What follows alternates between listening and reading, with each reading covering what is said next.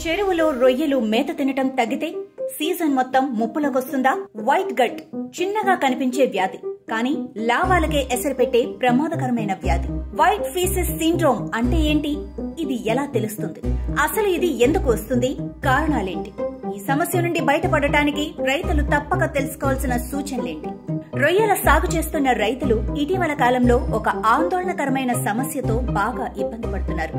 పేరుకు చిన్నగా కనిపించినా ఫలితంగా మిగిలేది పెద్ద నష్టం. ఈ సమస్య పేరు white feces syndrome. White gut సోకిన రొయ్యల వ్యాధి లక్షణాలు. సాధారణంగా రొయ్యల విసర్జన మలం గోధుమ లేదా నలుపు రంగులో ఉంటుంది.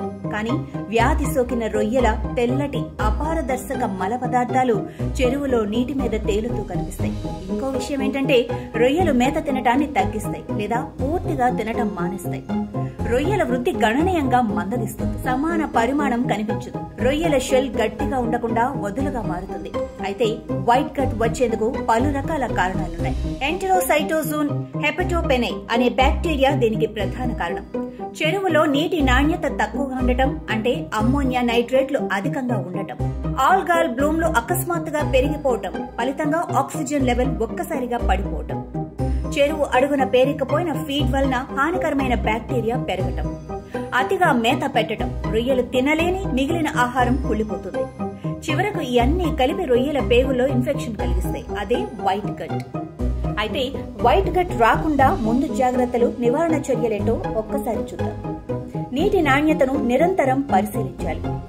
pH, DO, అమ్మోనియా స్థాయిలు తగిన పరిమాణంలో ఉన్నాయా లేదా కనీసం ప్రతి వారానికి ఒక్కసారి చెక్ చేయాలి.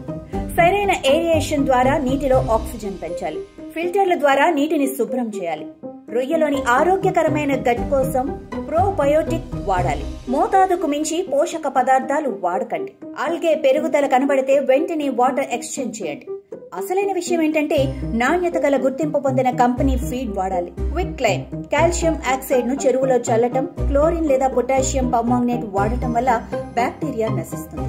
చెరువులను ఎండబెట్టడం వలన కూడా వ్యాధికారక క్రిములను నివారించవచ్చు.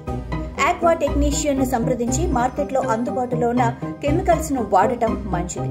చివరిగా చెప్పేది ఏంటంటే మీ చెరువు ఆరోగ్యంగా ఉంటే రొయ్యలు ఆరోగ్యంగా పెరుగుతాయి. రొయ్యలు ఆరోగ్యంగా పెరిగితే లాభాలు గ్యారెంటీ. రైతులారా, మార్పు కనిపించిన వెంటనే చర్య తీసుకోండి. వైట్ గట్ వచ్చిన చెరువుల్లో లాభం అనే మాట కనబడదు, కానీ ముందస్తు జాగ్రత్తలతో మీరు నష్టాన్ని ఆపొచ్చు, లాభాన్ని పెంచొచ్చు. Follow fishery news Telugu for more updates.